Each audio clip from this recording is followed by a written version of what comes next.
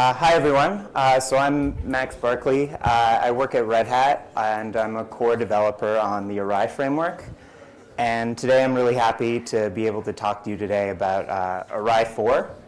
I'm going to talk to you today about, give you a basic introduction to the framework, how it can help you sort of structure your code, keep your clean UI code. And then I'm going to talk to you about a new feature that's coming to ERRAI4 that I think is pretty interesting. I hope you'll like it too. But before I get into that, I want to talk a little bit about what are the problems that ERRAI is trying to solve. So, we all use Git here, and Git is a fantastic project for managing really large applications because it lets us write our code in Java, and that's fantastic. But, no matter what tools you're using, the more code you have, the more maintenance you're going to have to deal with, and eventually, these costs sort of pile up and slow down your productivity. So it's really important to pick your tools that help you write your code in a clean and concise way, and that help you avoid boilerplate whenever possible. Now, another issue that Git projects can have is they get really large, is that compile times can get quite high. I think we've heard from a few people already who are working on really large projects, and so we know that this is sort of a common use case for Git. And so, this is sort of an unavoidable thing right now because, even though you can break up your project into different modules, at the end of the day when you build your project, all of these modules are going to have to be compiled from source. And so I'm going to talk to you today about a feature that's new to ERRAI4 that uses JS interop to try and give you sort of a new, interesting way you can structure your apps that might help out with this. So what is ERRAI? Well, as a framework, there's sort of one guiding principle behind all the features. So you see all the features I show you today are heavily declarative in nature and are all very much annotation driven. And in particular, there are a lot of features in the framework, but since I only have a limited amount of time, I'm going to talk to you about these four. I'm going to start off with just a really brief introduction to dependency injection, and then I'll talk to you about sort of our client-side templating and two-way data binding in the framework, and sort of talk about how you can use this to write really clean sort of MVP code. And then I'll finish up sort of with the new feature in ERRAI4 that we're calling dynamic runtime modules.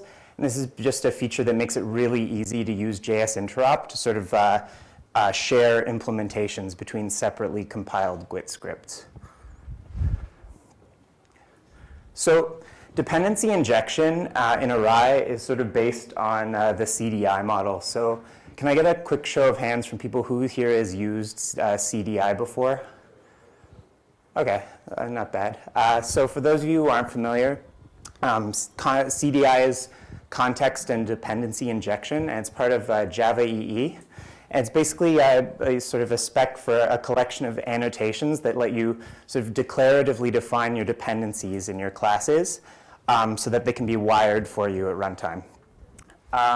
So in particular, when you have a class that can be wired for you in CDI, we usually call it a bean. And what the container does is it manages instances of your beans for you. And it will try and satisfy dependencies of your beans using other beans based on the type and possibly annotations that are called qualifiers. So let's get into some examples here. So this is an example of a bean that's valid in CDI and also in ERRAI. In this case, this is a really simple class that just implements an interface, and it has no special ERRAI or CDI annotations going on. The fact that this is just a concrete class that implicitly has a public constructor with no arguments makes this a bean that can be managed for you by the container. So since this is a valid ERRAI bean, you can inject it into other beans as a dependency. So here below is an example of another bean called service user, and it just has a single field annotated with this inject annotation. And so at runtime, when a service user bean is created, the container will create a MySimple service for you and inject it into that field. But of course, in this particular example, this dependency is referencing directly the implementing class. And that's generally not a best practice with dependency injection. So you generally prefer to do something like this, where we're using, now we're referencing the interface, and it's really easy to swap out the implementation for testing or any other number of reasons. And just like CDI, it's also possible in ERRAI to do injection through constructors or also possibly setter methods, which can be really nice for making your classes more easily testable outside of a container if you don't want to run a whole container for your unit tests. So that's the basics of dependency injection in ERRAI, but just for people who are familiar with CDI, ERRAI supports a lot of other CDI features, these and more. So it's capable of wiring really complex apps, in a lot of ways that you could do on your server in CDI. But now I want to move on to declarative templating in ERRAI. And I think this templating and data binding sort of going to be, are really important features of the framework that can really help you write clean UI code, which is obviously such a big and important part of any web application. So declarative templating in ERRAI is essentially a way of defining components that have two separate parts that ERRAI helps you sort of separate the concerns with. The one part being your description of your view, which in ERRAI is just a plain HTML template file. The other part being your presenter logic, for your logic that actually interacts with the user, which is just a Java class that we call a templated bean. So this is what a templated bean looks like in ERRAI. It's just a normal bean with this templated annotation. You can see that here it uses dependency injection to inject a text box. And this text box also has another annotation on it, data field. And data fields in templated beans tell the framework that this text box here is going to be fused with with some element in our template file. Similarly, below there's a button. This one doesn't use dependency injection, but it still has a data field. Just to show that you don't need to use sort of the dependency injection with the templating, but you can. You probably should. So this is what below here is an example of what a template file can look like in ERRAI. In this case, it's just an HTML snippet, just a single div with 2 input elements in it. Later, I'll show you some more complicated examples. So because there's no, in our templated class, we haven't sort of defined anywhere like where this template file would be located. By default, we would put this HTML into a file that has, we'd just call myform.html so that the name corresponds with the class that it's describing. And you can see that the 2 input elements have these data field attributes. And these attributes are just one way that you can sort of define your mapping of what elements in your template file correspond to what fields in your templated bean.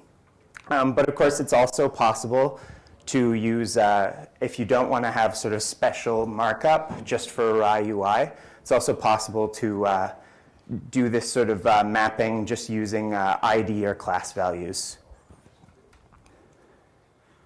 So that gives you the basic way of writing a template, but of course you're probably going to want your component to actually do something.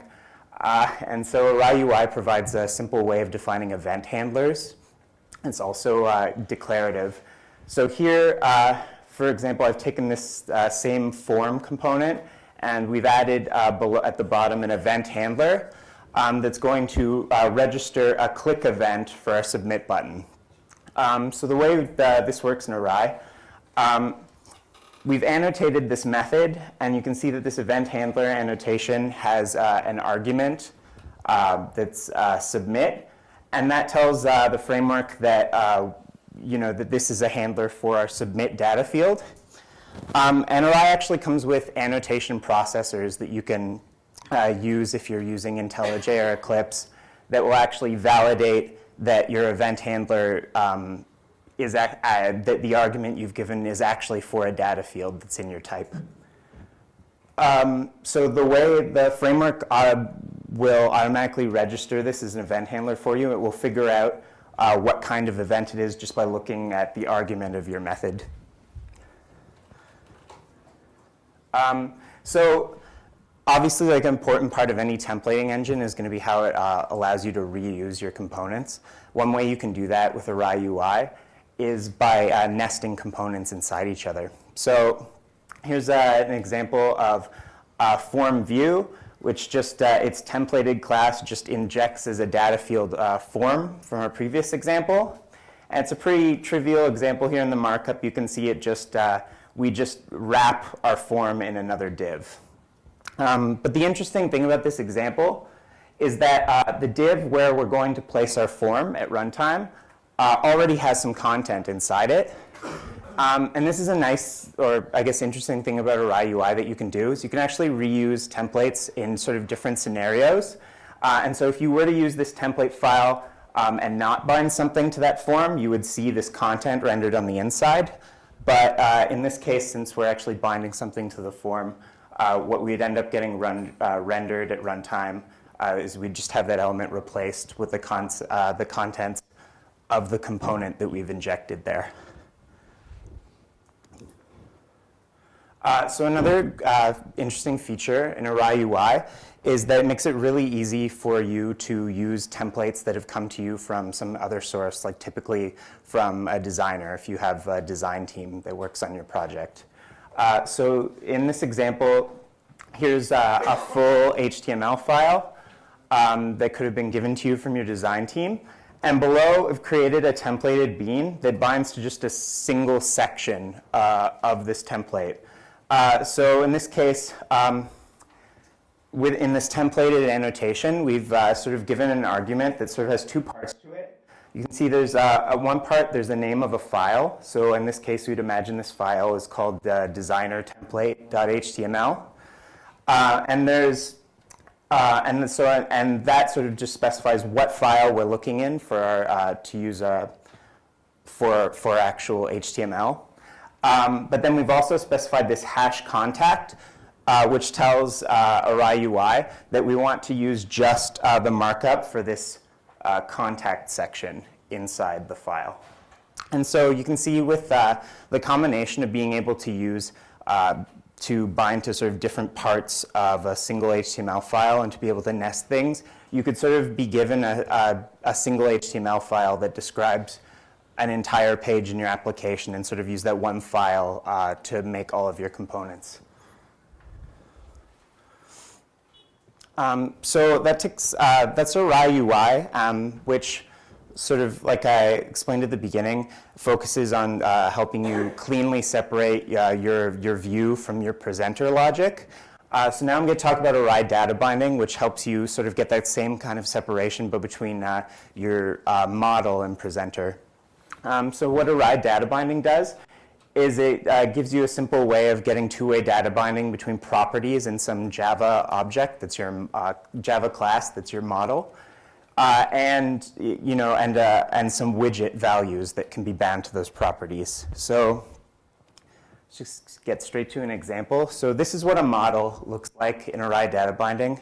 For the most part, it's just a POJO, right? It has, in this case, we have a user class that has, a username and date of birth properties. And it just has, typical setter and getter methods for those properties. The only special thing is the type is annotated with this bindable annotation, which marks the framework, tells the framework to generate the code we need to be able to bind the properties at runtime. So once you've made a type bindable, you can declare bindings for it. Here's sort of an example where you can declare bindings inside an ERRAI UI component. I'll sort of break this down a little bit because there's a bit of stuff going on here. But in this example is a form for making new users. So you can see we have two data fields that, for the user to enter in our username and date of birth. And then there's just a button to submit. So you can see on our data fields, we've defined that these fields, in addition to being injected data fields, they're also bound. And that bound annotation is what tells the framework that these widget values will be kept in sync with properties of our model. So what model? Well, that we define by injecting this auto-bound data binder. Data binder is just a type that gives you a way of conveniently of getting or setting new models.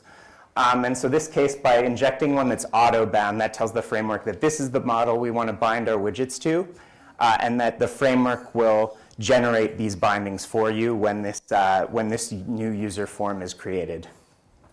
So once you've declaratively defined these bindings, you can use the data binder to get this model, and the properties will always be in sync with your widgets. So for example, in this little event handler here at the bottom, typically like when the user would click a button, you'd probably want to get your user model, and then you'd maybe want to do something with these values, like perhaps use some other service to register this new user.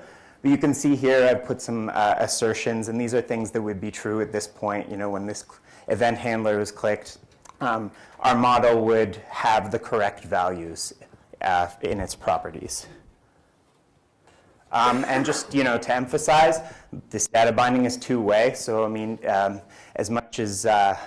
just as much as you can use it to have users enter values into widgets that that are synchronized with properties in your model, you could also programmatically change your model so that these values are displayed somewhere in the widgets that are bound to them.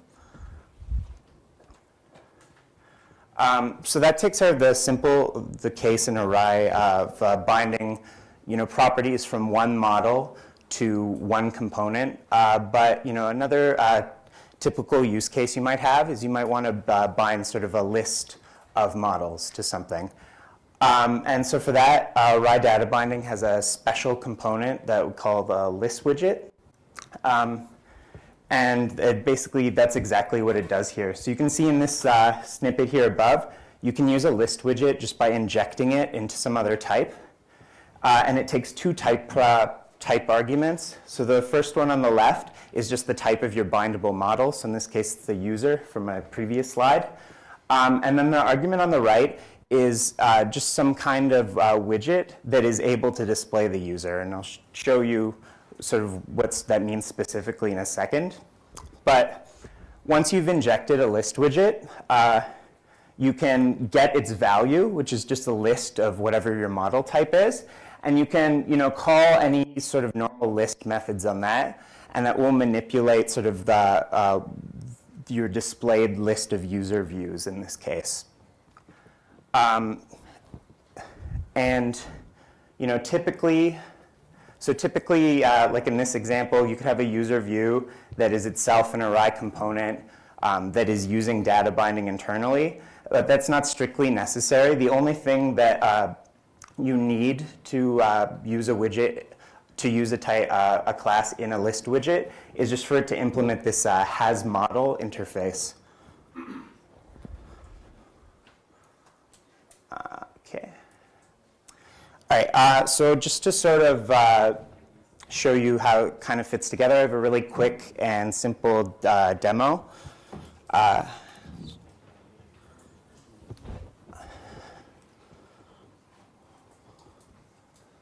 So this is just a really simple to-do list. And just to sort of showcase how these features fit together. So just allows you to add, sort of to add items and then complete them And then, after you've added a bunch of items, apparently I can't type the alphabet, but after you've added some items, you can, clear the ones that you've already finished. Right? So not very complicated. The reason I want to show you a demo like this is I just want it to, just want to show you sort of how this is accomplished in ERRAI, like in sort of what code you need to get this done. So, sorry, just get Eclipse on the screen. There we go. I'll make this bigger in a second. There we go. So this is the source folder for this project. And right away you can see there's only 3 types going on here. We have at the top here, there's a model, this to-do item. And then we have one component for displaying just a single to-do item, and a component that displays the entire list of to-do items. And I just want to show you, sort of go through the component that shows the entire list and shows you. So here, at the top here, you see that this component uses a list widget, right, to display the to-do items. And it also has a text box, the text box for entering new items, that uses data binding as well. And the nice thing about this pattern is if we go down here to this, there we go, to this handler that basically just listens for when you hit enter in the text box when you're adding a new item, you're able to add this new item into the list with just 3 lines of code, right? Where we just get this model that has been bound to our text box where the users typed in this new description, and we just add it to our list widget. And then here at the bottom, we can use the data binder now to just set a new blank model so that the user can continue entering new to-do items. And the nice thing about this, aside from the fact that it is short, is that this code is not concerned with anything to do with widgets. It's entirely based on talking about your models, adding models to your list, and so on. Okay.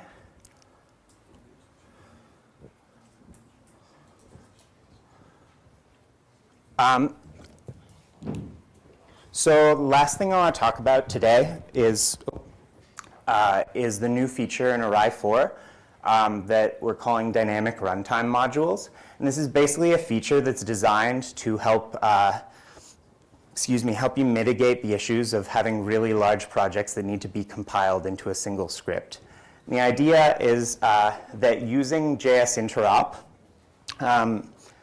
you could potentially break up your project into separate modules where the only code that they actually both need to be compiled with are some interfaces that are JS types. So I had a slide here to explain JS interop, but I think we've all heard a lot about that today. But just as a reminder, there's this JS type interface annotation, which is really the only one you need to understand how ERRAI is using JS interop. And you can put this on classes or interfaces, and this will allow you to use the instances of these objects from plain JavaScript code.